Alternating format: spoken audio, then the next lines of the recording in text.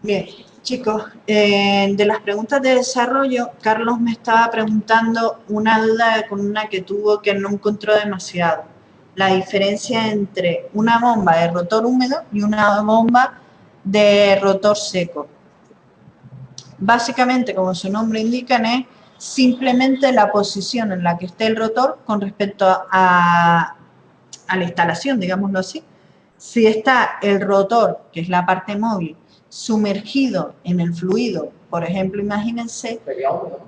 sería húmedo. Si imagínense, por ejemplo, en una presa, que nosotros tengamos la bomba debajo del agua, en la presa, para poder darle después el impulso necesario. Esa bomba sería una bomba de rotor húmedo. Si estamos hablando, en cambio, de una bomba que esté al aire sin ningún problema, que esté perfectamente aislada, digamos, aislada no, que no esté mojada, que no esté sumergida, estaremos hablando de una bomba de rotor seco. No piensen solamente en agua como líquido que puede estar sumergido en la bomba, puede ser aceite. Vale, entonces piensen en diferentes líquidos. O petróleo. O petróleo, bueno, depende de la función para la que la tengamos, ¿de acuerdo? Sí, pero vamos que el propio nombre lo indica. Bomba de rotor húmedo sumergida, bomba de rotor seco al aire. Sí. Exactamente. El nombre mismo nos lo dice. Lo único que intenten acompañar esa pequeña explicación, ya que en internet no encontraron la explicación, con alguna foto, alguna imagen de cada una de ellas. ¿De acuerdo? Exactamente, mire, lo has resumido muy bien. Si el impulsor está sumergido o no, eso al final de cuentas es el rotor. El rotor es la parte móvil de la bomba, que no es más que eso, el impulsor. La parte móvil es justamente la que me va a dar la velocidad. Como podría ser una bomba sumergible o una de aspiración exterior. Si tienes aspiración exterior y el exterior está, por ejemplo, en una presa, podría considerarse como una bomba de rotor húmedo. Exacto.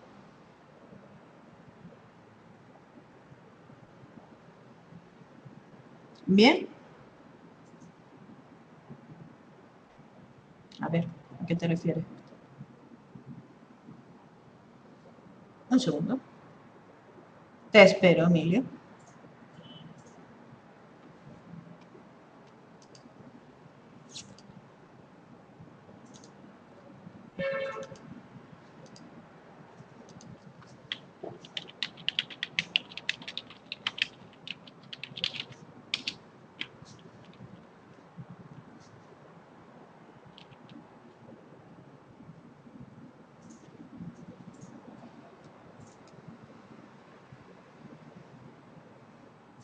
Sí, pero totalmente sumergido o solo una parte en contacto. Esa es la diferencia, digámoslo así. Esa fue la que encontré yo. ¿Y ahí no te venía definido? Definido no. 25.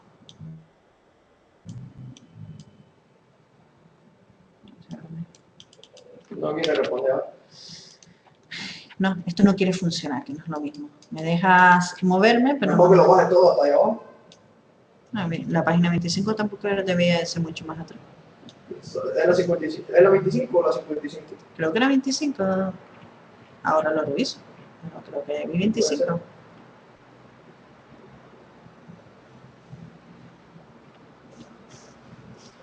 Bomba centrífuga, posición de montaje. ¿Qué página estoy? 25 es esta. Sí. Es esta. Vale, a ver si aquí había...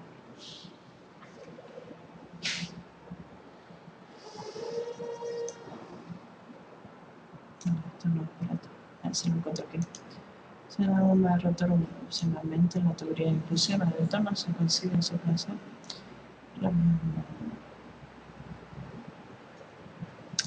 Vale, ya veo por qué dices que en el documento este no está demasiado explicado. A ver si lo veo aquí en el dibujo. A ver, Emilio dice: el impulsor siempre está en contacto con el fluido, eso es totalmente cierto. Si es una bomba, es el total del impulsor, no así la bomba que puede ser sumergible o no. pero el impulsor siempre es húmedo. Pongamos una bomba trituradora de un pozo de aguas residuales, el impulsor está totalmente sumergido. Y como bomba exterior ponemos un hidro, el rotor está totalmente sumergido. Vale, el rotor en esos dos casos está totalmente sumergido. Son bombas húmedas. Es que no entiendo tu pregunta exactamente.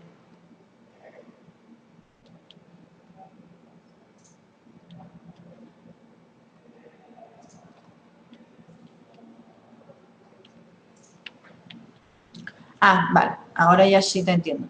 Digámoslo así, si tú tienes que el rotor no esté sumergido, que no sea húmedo. Vale, a ver, el rotor siempre, como dices tú, está en contacto con el fluido. Ahí no te pongo ninguna pega. La diferencia está en si el rotor está, digámoslo así, totalmente sumergido, o sea, toda la bomba está totalmente sumergida, o si tú lo que tienes es solamente el impulsor, como dices tú, el rotor, en contacto con el fluido y nada más. Digamos así sería la diferencia. La bomba no está totalmente sumergida, sino la bomba estaría al aire. Por ejemplo, una bomba totalmente sumergida, lo que les decía antes de una bomba que estuviera, por ejemplo, en una presa, que estuviera en el fondo de una presa, sería una bomba totalmente sumergida.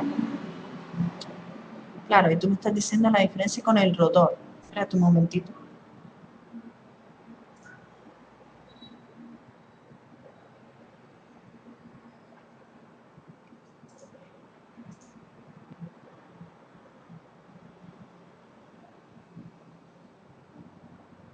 Vale, a ver si con el ejemplo. Aquí está con el dibujo.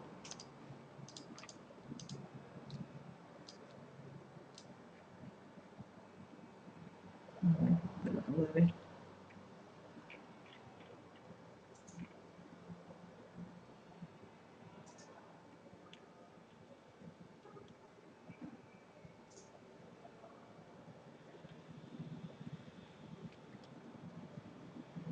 Vale, espérate un momento. Tenemos que diferenciar que el rotor es el conjunto electromagnético y el impulsor es la hélice. Vale, ya veo lo que tú llamas impulsor. Vale. Y el impulsor es la hélice que impulsa el líquido. Bien, entonces el ejemplo que te puse antes de las aguas fecales y las aguas limpias. Sí, ese sería el mismo ejemplo que tú me estabas diciendo. Fíjate aquí, por ejemplo, para que veas cómo cambia la estructura. Esta sería una bomba de rotor seco, ¿vale? Lo que cambia en la estructura, para que lo veas, bueno, que aquí, cada vez que le doy a cambiar, va a su ritmo.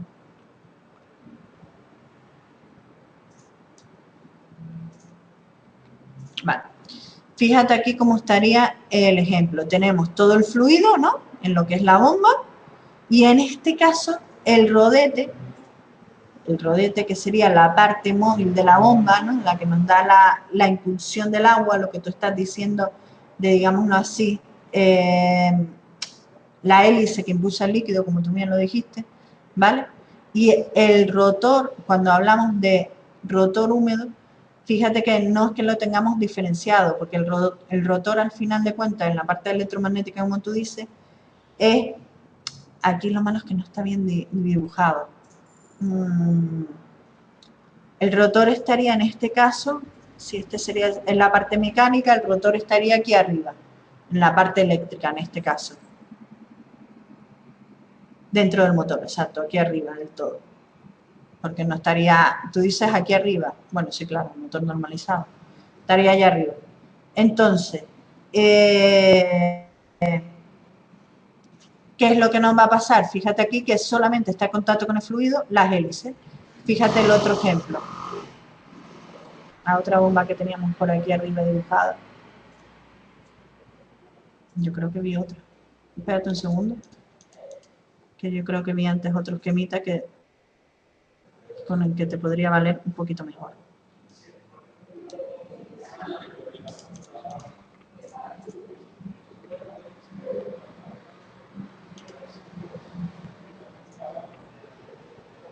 Vale, tenemos otra vez el fluido, tenemos el rodete, como tú mismo dijiste, en contacto siempre con el fluido, y después en este caso fíjate dónde está el rotor.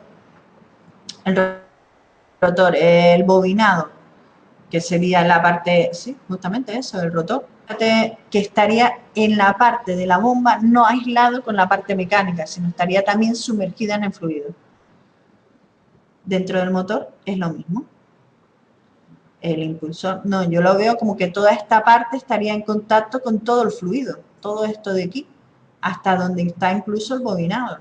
Vale, protegido, pero que estaría sumergido. No, no, no, no. Fíjate aquí, las partes que están huecas son de agua. No, vale, es una parte eléctrica en contacto con fluido de agua, tú dices por eso.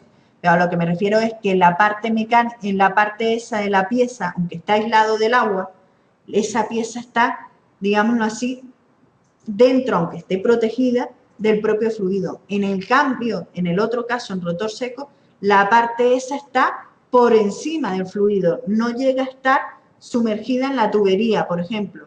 Pensemos, por ejemplo, una bomba de rotor seco, una bomba que se utilizaría en agua caliente sanitaria. Bueno, en agua caliente sanitaria,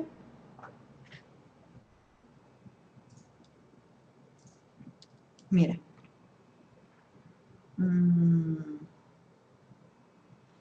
a ver cómo te lo puedo explicar. En una bomba de recirculación, vale, sí, como está aquí en el ejemplo, en la bomba de recirculación tenemos una bomba de rotor húmedo.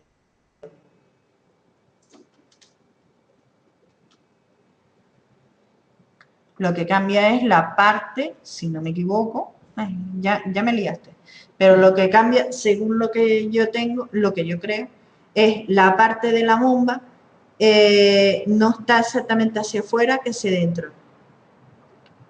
El impulsor, sí, claro que está separado, lo que vamos a ver en el esquema, en este esquemita que está aquí atrás. Está separado, aquí tenemos la parte mecánica y aquí tenemos la parte eléctrica. Está totalmente separado e independiente. No, lo que sumerge es, digámoslo así, no está en contacto con el rotor, pero la pieza mecánica, la pieza física dentro de la cual está el rotor, sí está en contacto, no se llega a conseguir sumergir el rotor en sí, sino todo esto de aquí, en este esquemita, estaría dentro de lo que es la tubería, digámoslo así, y esta parte de aquí es la que sobresaldría. El rotor es electromagnético, no puede estar en contacto directo con el agua, exacto.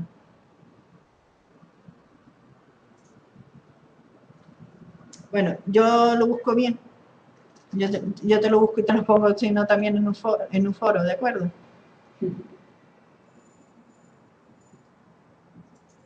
Venga, pues vamos a seguir, porque si no...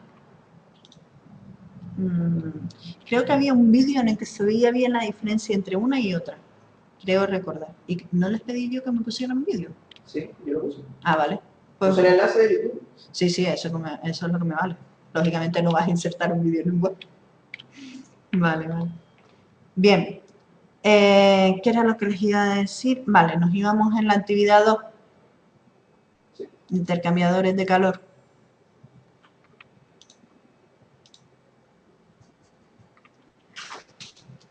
La 1 de esta también la hicimos, ¿no?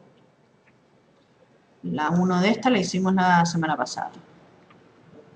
Y yo les dije que me hicieran la 2 porque la iban a hacer conmigo, porque la 1 la hicimos utilizando tablas y la 2 la vamos a hacer utilizando cálculo.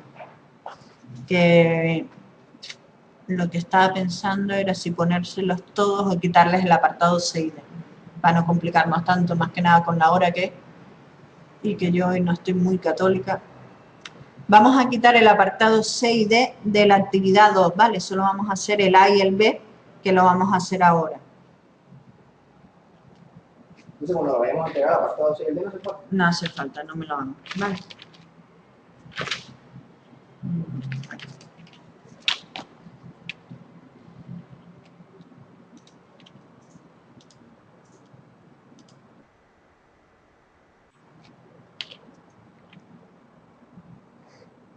Perdón. Bien, vamos a empezar. Vamos a recordar un poco lo que hicimos la semana pasada sobre intercambiadores de calor. Habíamos visto que teníamos intercambiadores de calor simplemente de a contracorriente o equicorriente.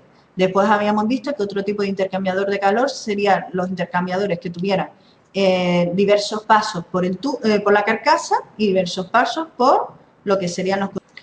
Y después vimos que también estaban los de flujo mezclado, ¿verdad? Vimos varios casos y estuvimos analizando un poquito cada uno de ellos. Bien, hoy vamos a hacer en estos dos apartados, son los apartados un poquito más fáciles, pues nos piden en el apartado A carcasa y tubo con flujo en equicorriente, ¿vale? Tenemos un flujo, uno por aquí y otro por aquí. Si lo quisiéramos dibujar un poquito, yo aquí porque lo hago en plan esquemático, si lo queríamos dibujar bien, ¿cómo lo haríamos? Pues lo que tendríamos que indicar es, esta es la tubería, dentro del interior de la tubería circula, entonces yo tengo en la carcasa circulará un fluido y en el tubo circulará otro fluido, ¿vale? Sería, digamos así, si yo lo quisiera dibujar bien, yo siempre simplifico y pongo solo dos flechas, al final de cuentas lo que me interesa. Bien, entonces nos dan como dato determinar el área de intercambio térmico que se necesita para que un intercambiador de calor construido con un tubo de 25 milímetros de diámetro exterior enfríe 6,93 kilogramos por segundo de una solución alcohol etílico a 95%, bueno, eso simplemente por darnos el dato de la CSUP, que nos la dan en 3.810 julio partido por, aquí se me fue, es una errata, ¿vale? Con lo de las unidades, kilogramos Kelvin, desde 65,6 hasta 39,4, utilizando agua, vale. Entonces, ¿qué es lo que yo tengo? En el interior tengo 6,93 kilogramos de alcohol.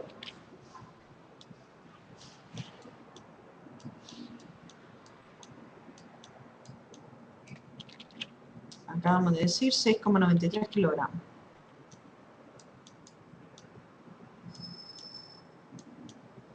Al 95%.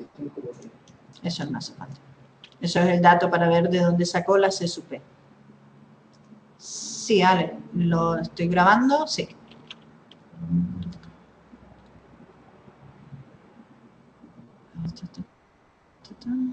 Acabo de decir 3.810.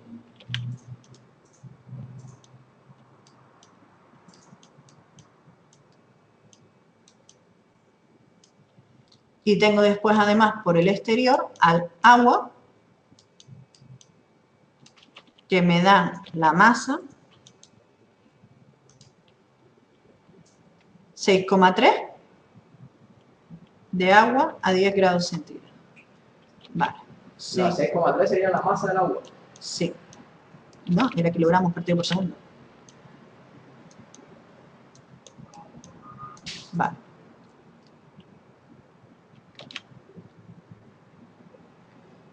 Vale, me dice núcleo etílico.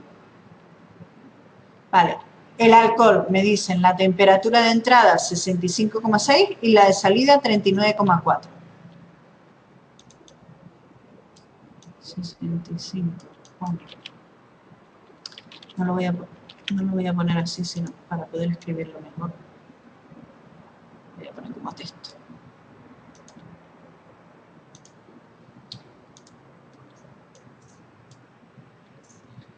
Vale. Bien, primero que nada, vamos a definir quién es el foco frío y el caliente. ¿Se acuerdan cómo lo hacíamos la semana pasada? Comparábamos la CSUP tanto del alcohol como la del agua. ¿vale? Sí, igual la C sub P del agua. Exacto, eso les iba a decir. Como en este caso no nos han dado la C sub P del agua en este apartado, porque la C sub P del agua está en el apartado anterior, 4180.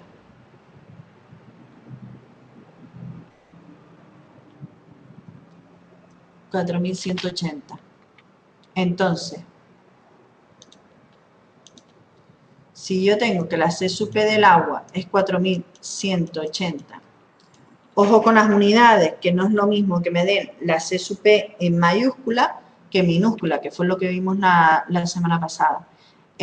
Esta C sub P hay que multiplicarlas por el flujo para poder tener la C con la que hacemos la comparación, ¿vale? Entonces, 3810, perdón, 3810 por la masa de aceite, que sería 6,93, me da 37.833.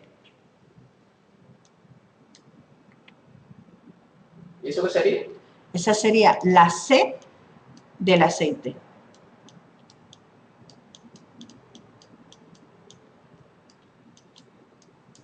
¿Del aceite o del alcohol? Perdón. Yo ya creo que mi cabeza ya me tiene que ver. Les digo, estoy malita, estoy con gripe, me tiene que estar volviendo a dar un poquito de fiebre. Tiene la C sub P por la masa. Exacto. ¿Y qué unidad se quedaría? Fíjate que al multiplicarlo, kilogramos con kilogramos se nos van a ir. Y nos va a quedar julios partido por segundo, que es vatios, pues nos queda vatios partido por Kelvin. Y era 37.833.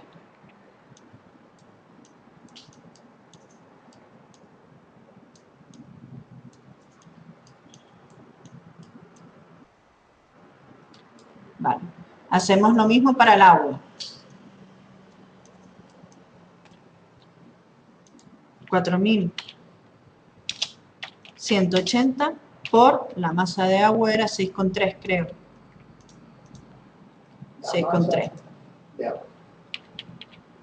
Me daría 26.334.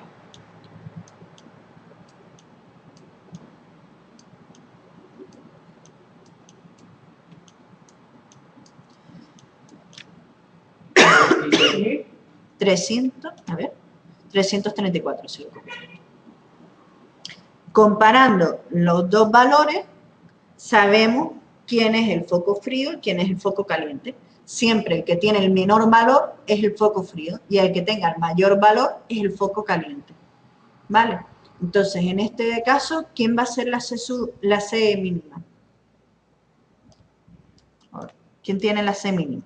En este caso va a coincidir con la C, perdón, el foco frío y caliente no. El que tenga el menor valor es la C mínima, que se acuerdan la semana pasada que utilizamos ese C mínimo. Vale, pues en este caso coincide con el foco frío, que es el agua. Es igual a CF. Pondríamos así, que sería igual a 26.334.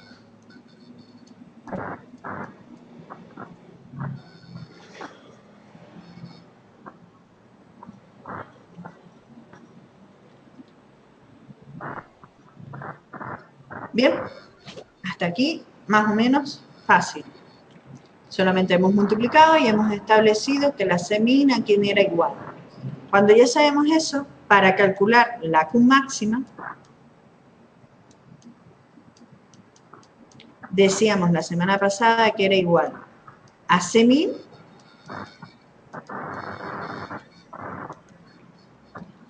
por paréntesis temperatura de C1 caliente a la entrada menos la temperatura del foco frío a la entrada.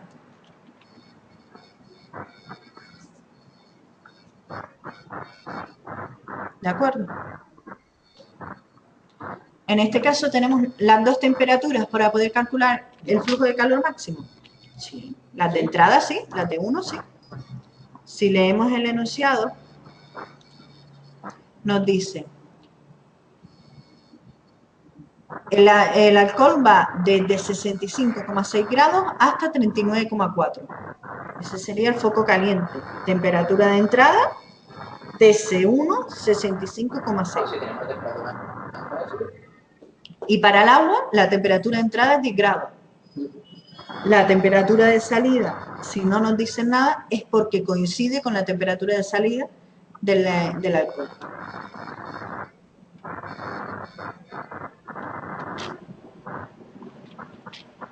Entonces, los 10 grados de temperatura de entrada del agua.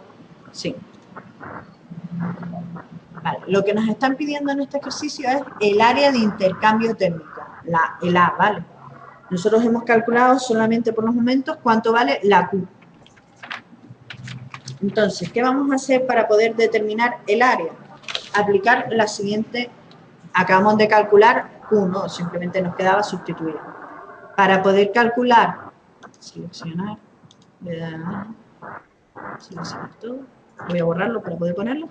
La expresión matemática que tenemos que utilizar para calcular el área es decir, que Q es igual a la U por la A. Todo eso multiplicado por la siguiente expresión, ¿vale? Incremento de T2, ahora les digo que es cada cosa, ¿vale? Por incremento de T1. Menos, perdón. Logaritmo neperiano. Esta lo usamos la semana pasada también. La de los logaritmos, claro. Incremento de T2 entre incremento de T1. Aquí lo que hay que tener en cuenta es que incremento de T2 es igual a TC1 menos TF1. Y que cuando hablemos de incremento de T1 es igual a TC2 menos TF2. ¿Y por qué? ¿Por qué no si hablamos de la temperatura de uno no se usa? Esto ya es por nomenclatura, simplemente. No es otra bobería, sino es una cosa de nomenclatura que utilizamos. Digámoslo así. Sí, lo podríamos cambiar, ponerle aquí 1 y 2, pero es que en todos los documentos que yo he estado consultando, no sé por qué lo ponen así.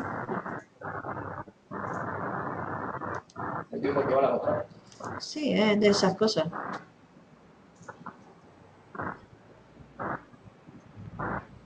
Sí, Emilio tiene el altavoz, espérate, ya se lo quito. Ya silencié a Emilio, ahora se supone, Alex, deberías de oírlo mejor. Vale. Bien, entonces, ¿qué es lo que nos queda hacer? Simplemente sustituir todos estos valores aquí en la fórmula del logaritmo neperiano. La Q es la que habremos calculado en el apartado anterior, ¿vale? Lo que yo acabo de decir con la fórmula en la ventana anterior. Y la U, déjenme asegurarme que se las he dado como dato.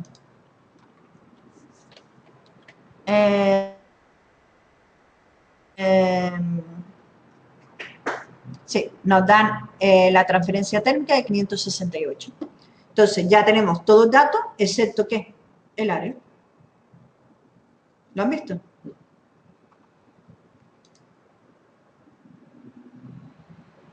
Aunque no tengas el micro, no sé por qué, si te dejo el micrófono abierto a ti, Emilio, se oye algo raro, se oye como un ruido raro. La otra vez también nos pasó. ¿Han visto cómo se resuelve este ejercicio? Pues sí, lo que la U máxima. Sí, la del apartado anterior, exacto. Tengo que restar la temperatura de entrada en 1 del otro fluido menos la temperatura de salida en 1. De entrada, no, era TF1, que era la de entrada del foco frío. Vale. Vale. Son las dos de entrada. Son las dos que tenemos que restar para calcular cuánto vale la Q máxima en este caso. Estaba mirando a ver si me faltaba comentarles algo más para poder hacer ese ejercicio. Y la de caliente sería la de 65,6, ¿no? Y la del caliente 65,6, exacto. Y la de entrada del agua, los 10 grados. Espérate. Y la del agua, los 10 grados, exacto. Ya lo tienes todo ahí. Vale. Sí. Ahí ya lo tienes todo para hacer el apartado A. Para hacer el apartado B, que están en contracorriente, es donde va a surgir una pequeña diferencia con el logaritmo neperiano. Ah, la Q. Sí, la Q te va a dar enorme en este caso. Un millón, tanto. Sí, porque es 2000, es 26.300. ¿Vale? Por 65,6. ¿Se lo tiene? Por 55,6. Vale, 55 por 2.600. 2.000 o 26.000. Déjame. Porque era 26.334, ¿verdad? Claro, déjame rehacer. ¿Me dejará de borrar? No. Uf, si voy a este paso es para ver el resultado de antes. Ah, no, lo tengo en la calculadora. 26.000. Por 55, creo que sí. es más. Pero un millón. 1.464.000. Pues sí, en este caso nos da un Q máxima bastante grande.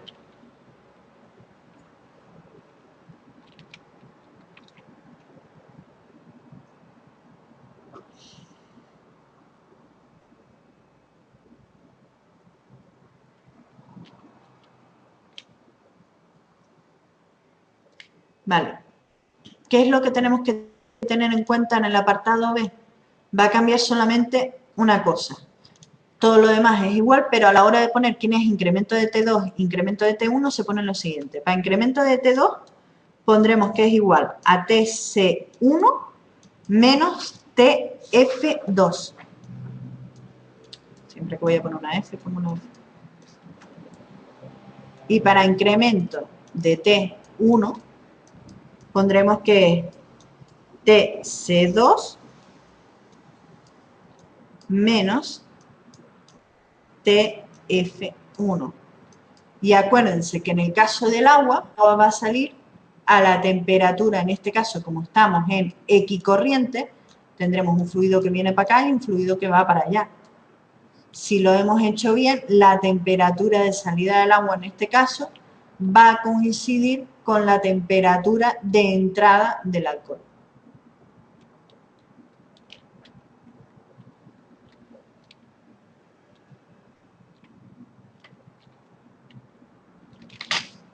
En este caso, lo que tenemos que hacer es lo mismo que en el apartado anterior.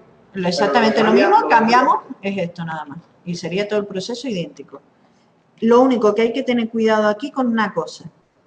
Si cuando lo vayamos a resolver cualquiera de los apartados, porque no me acuerdo si al haberles quitado el C y el D, al final nos va a quedar el apartado o no. Al resolver los apartados, si nos queda en algún momento 0 partido por 0 en la expresión de incremento de T menos incremento de T entre el logaritmo, nos queda 0 partido por 0, tendremos que tener en cuenta la siguiente consideración. Haremos que toda esa expresión sustituiremos incremento de T2 menos incremento de T1 entre el logaritmo neperiano. Pues toda esta expresión la vamos a sustituir por TC1 menos TF2. Eso si queda 0 partido por 0. Si queda 0 partido por 0, hacemos este cambio. Que no me acuerdo si ahora les va a dar o no les va a dar. Si queda 0 partido por 0, hacemos eso. Hacemos esto. Del logaritmo neperiano de incremento de T2 entre T1.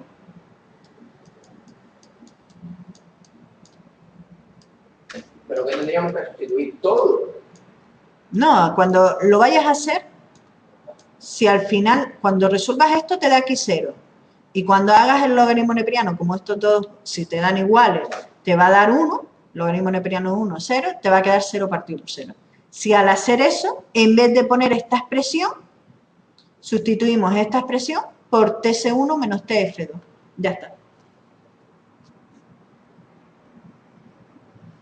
Y ya con eso estarían hechos todos los ejercicios.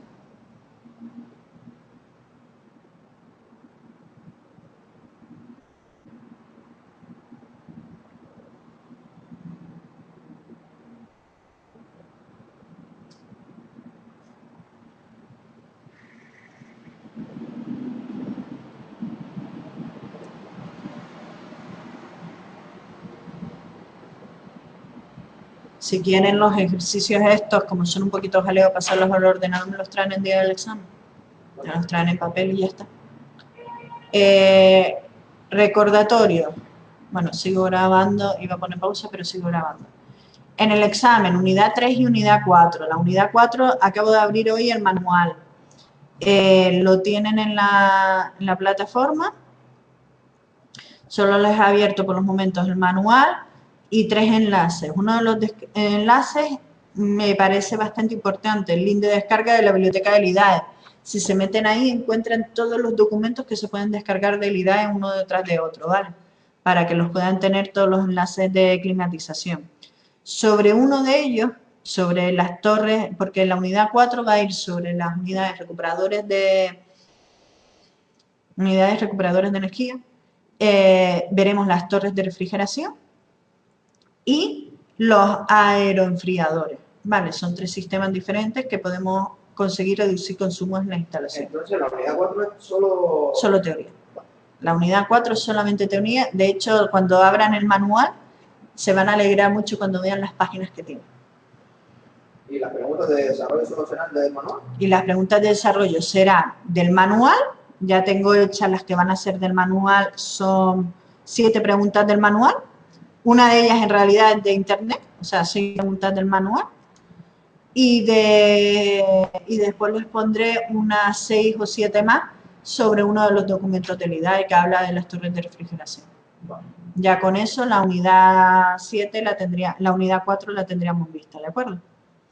Sí. Entonces, mi idea, las actividades, colgarse las mañanas, la actividad esta del manual y de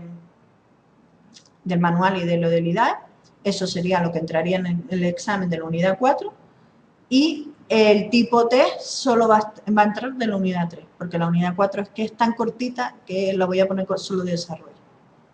¿De acuerdo? ¿Me oyeron desde casa?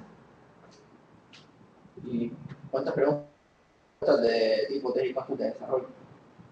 De tipo test, pues supongo que les pondré poquitas esta vez. 10. Unas 10. 10, 3 puntos, sí, pues están 2 temas como son, voy a evaluarles más quizás las actividades cuando me las entreguen y eso, pues sí, 3 puntos la de tipo test y 7 puntos la de desarrollo. Vale, lo hacemos igual que la otra vez. Sí, hay que subirle más a las de tipo T, por eso subimos más puntuación a las de tipo T. No le voy a poner tanto, no les voy a volver tan locos. Bien, chicos, pues nada, con esto yo ya acabo la clase por hoy. Mira, al final no me hacía falta pedirle la hora extra a Néstor, pero bueno, como ya hicimos el examen, al final le hubiera quitado 15, 20 minutos, o sea que bueno, de todas formas ha estado bien haberle pedido la hora. Voy a poner pausa ya. Emilio ya utilizó lo de la banderita. Así que sí. Entonces ya no vamos.